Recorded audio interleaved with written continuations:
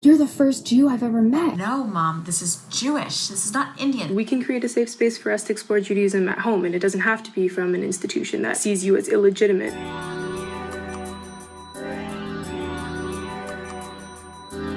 Community is something that I am constantly seeking. When I was younger, I identified more with my Jewish community. I grew up going to like a conservative synagogue and joined NIFTY, which is a Reform youth group. And I also went to like a Reformed synagogue, but then I was also simultaneously in NCSY, the Orthodox youth group. The Jewish day school I went to had North African Jews, Yemeni Jews, Persian Jews, South African Jews. But even with the relative diversity of that grouping, there were not that many mixed Asian Jews. My first memories of synagogue was a Reform synagogue, and I felt welcomed there for the most part, other than not looking like anyone there. At first, I was insecure about being a Korean Jew or, a prospective convert in the earlier days. In service, davening in Hebrew, I would just be sweating. My husband is Black and, I'm Filipino American. When I first started going there, I felt like a big sore thumb. The Jewish community around me is really, really white. The Chicago suburb Jews that had their sorority, I just never felt that pull. I also grew up in the suburbs of Chicago. The town was probably 50% Jews, pretty white, upper middle class. We moved to a new city, and the only community that was available to me was an Orthodox one. That was the year that I was meant to have my bat mitzvah, but was met with very conservative values and ultimately had to face the reality that I wasn't allowed to have my bat mitzvah there because I was not born from two Jewish parents, but also because I was a girl, and that just wasn't the practice there at all. My school does a thing where when they recruit people, they point at people that they think looks Jewish. They never asked me if I was Jewish, so I just got turned off. But then I went to this Jewish summer camp. It was more crunchy granola, a little bit more radical, and that's where I was okay, yeah, Jewish community is cool. I was just only experiencing one little slice of it. When I came to Chicago and I transferred schools to UIC, finally I found my Jewish people. My parents were we can create a safe space for us to explore Judaism at home, and it doesn't have to be from an institution that sees you as illegitimate. My aunt adopted a child from China, and so my cousin is Chinese and Jewish. My other family member also adopted. There's definitely a lot of acceptance and also a lot of connection to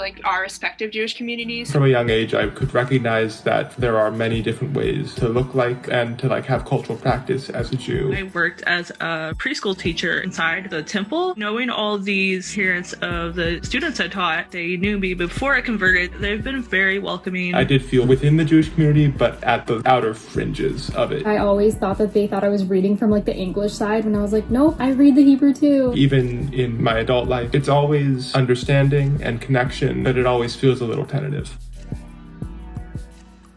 In the search for a community where I could be wholly Jewish by myself without being questioned, because that was already happening a lot in my workplace, I found, very luckily, a community of Jews of color. Hearing about Facebook groups that are for Jews of color in the Bay Area, and I was what? Is that this? When I got to college, that was the first time I met another Jewish person of color, and we started to sometimes have Rosh Hashanah on our own. I didn't really hear the term Jew of color until my time at UC Berkeley, when my friend Jen Slosberg invited me to Friday Shabbat, which was the first Shabbat that I've ever been to. In spaces that are for Jews of color, I have a sigh of relief. Meeting other people that are I don't know my identity, I was oh, this is where I belong. That's when I discovered the Jew of color and just the broader Jewish community. It's just hard because all of my connection with any Jews of color is online. The extent of the Jewish community that I feel outside of my own family is my partner. I don't really have many connections that are Jewish, which is why this experience has been so fantastic.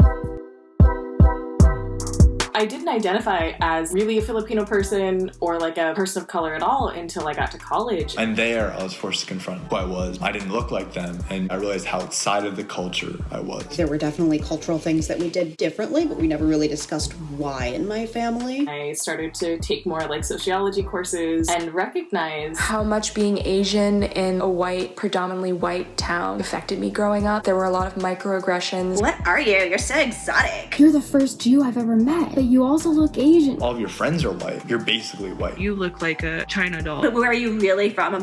I'm freaking from California. Can't you tell by my Valley Girl accent? Jesus. Some people told me I wasn't pretty. People would say to me, why do you look Chinese if you're Jewish? Or why do you call yourself a Jew? So I would sort of front that by saying, oh, I'm only half, because in my mind, if I self-deprecated, it was better than if someone did that for me. When I was younger, I really did not want to be Asian. I always wanted to just be the default, regular, normal. I didn't didn't like my own smile because I thought I didn't look like my white friends when I smiled. I didn't want to go to the China night in my school. I didn't want to join any of the clubs because I was ashamed. So when I would start a new video game, my name would always be Zach, not Zaheer, because Zach felt reassuring, like normal. And Zaheer just felt like too long, too different. When I came back to the States, all of my memories were of me in Malaysia, but I did what I thought I needed to do to have friends, which was to not talk about it anymore. All through high school, I was the only mixed race person within my general community. That was pretty isolating, and frankly, it led to a lot of code switching. I have a different accent depending on who I'm with. If I'm with my Indian family, I play up my Indian accent, which is kind of made up because I'm born in America.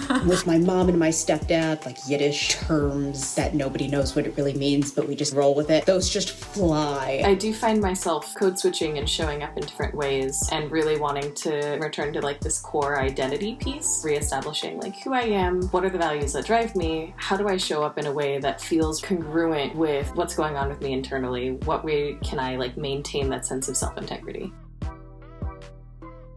Most of the Asian communities I've been in have been already in themselves very diverse, with recognition that Asian America is a very broad group and there are a lot of mixed race people, a lot of people who have complicated relationships with Asian identity. Being Asian in the US, it's much more political identity than any sort of shared cultural language. Asia is so large, so really just showing up with this face is honestly enough. In Jewish spaces it feels like I have to prove something about my Judaism, but I think in Asian communities, what am I going to prove? I'm Asian. People see me and are like, you belong here. I feel pressure constantly to prove I'm Asian American. Walk into a lot of Asian American spaces and just feel like a white girl walking in. The Asian American Student Union, I felt the need to sometimes make myself small. I had full imposter syndrome about my Asian identity. Almost like I was an inauthentic person of color because I grew up in such a classist, middle-class existence that really didn't emphasize race. I've gotten so much more pushback on that than I had with Judaism ever. The church is such an anchor for the Korean community. I stopped being Christian maybe 20 years ago or so, and ever since then it's just been kind of downhill from there in terms of me having Korean friends and just honestly feeling very Korean. A lot of Indian communities around my home can be somewhat exclusive, so if I'm ever pronouncing a word in Hindi or not knowing a certain food or spice, people are like, oof, you're such an ABCD, which is American born confused Desi. Kids will discuss Bollywood movies they've seen and different holidays they've been to and family they have in India. And as someone part of the Indian diaspora, I don't have that connection. As someone who is Malaysian Chinese, it didn't feel like we had much in common, even though at first I was like, oh, Asian people. People are like, yeah, you're really white. And I'm like, yes, I listen to bluegrass music. When I live in China, no one actually sees me as Chinese. I can be incredibly white passing, although this is the palest I've been in my entire life. Thank you, COVID. As my friends and I used to joke in high school, there were full-on Asian families, and then there were the rest of us who were adopted. I went to an adoptee camp when I was younger. It was just so nice to be around people that looked like me and they had super American accents. We didn't feel like we fit in with the Asian kids. I grew up with really white values because my family is white. I was able to say something and they're like, yeah, I understand that, Amanda. The only thing was that a lot of them were really Christian because of the whole white savior, save the brown children in other countries kind of thing. When I was adopted, there were 13 other girls. The agency sent everyone over in a group. So I actually do know a lot of people who were adopted at the same time as me from the same place. One of the girls, we were crib mates in the orphanage together. So I've known her technically longer than anyone else. She had to have a really small wedding because of COVID, but I was one of her bridesmaids. So that stuff is super special to me. When we were planning my bat mitzvah, my mom was like, let's get some Bhangra dancers. And I was like, no, Mom, this is Jewish. This is not Indian. I don't want my friends to be like, are you Indian or are you Jewish? When you are converting to Orthodox Judaism, Ashkenazi Orthodox, by the way, Orthodox Judaism is the only thing that you can be. Can't go to a Chinese festival thing. Nope, can't do that. You have to only do Orthodox Judaism. Last minute, I was like, whatever, let's have the Bhangra dancers. And we had Jewish traditions. We had Senegalese drummer for the prayer service with my cantor. We had Afghan food, which was so much fun. Yeah. Now that I have fully converted and have been able to reflect a little bit, I'm like, oh, maybe I can be a religious Jew and also connect to my Asian heritage. Since then, I've been almost on a path back to myself to figure out how can I recreate that sense of belonging, identity, and intersectionality in my own life and for my future family, because I don't want to lose that. I grew up with a strong cultural education for both cultures, Hebrew school, synagogue, all of that, but also a Thai community center. We learned how to sing the Thai national anthem, Sanskrit prayers, how to read, write, and speak Thai, how to do traditional Thai dancing, and play the Thai traditional instrument called the kim. If I ever decide to have children in the future, that is something that I really strongly want for them.